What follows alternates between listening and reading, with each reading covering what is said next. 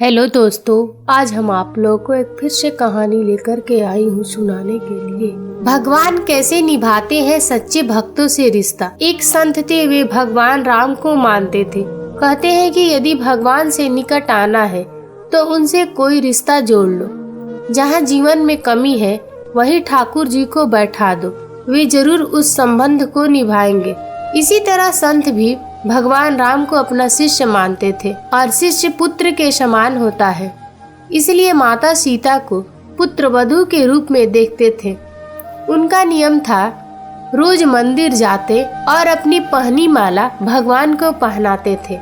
उनकी यह बात मंदिर के लोगों को अच्छी नहीं लगती थी।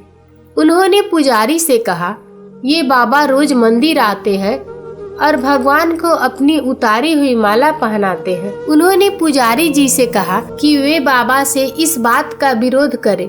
अगले दिन बाबा मंदिर आए और पुजारी जी को माला उतार कर दी, तो पुजारी जी ने माला भगवान को पहनाने से इनकार कर दिया। साथ ही कहा कि यदि आपको माला पहनानी है तो बाजार से नई माला लेकर आए।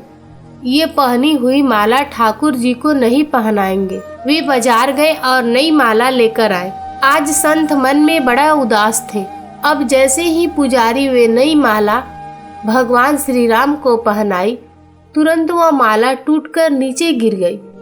उन्होंने फिर जोड़कर पहनाई, माला फिर टूटकर नीचे गिर पड़ी। ऐसे 3-4 बार किए, पर भगवान ने वह माला स्वीकार नहीं की। तब पुजारी जी समझ गए कि उनसे बड़ा अपराध हो गया है और पुजारी जी ने बाबा से क्षमा मांगी। संत सीता जी को बहू मानते थे, इसलिए जब भी मंदिर जाते पुजारी जी सीता जी के विग्रह से आगे पर्दा कर देते। भाव ये होता था कि बहू ससुर के सामने सीधे कैसे आएगी, और बाबा केवल श्री राम जी के ही दर्शन करते थे।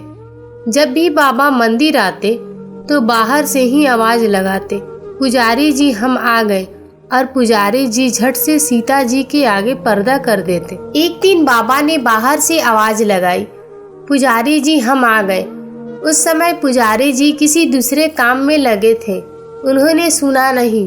तब सीता जी ने तुरंत अपने विग्रह से बाहर आई और अपने आगे पर्दा कर दिया।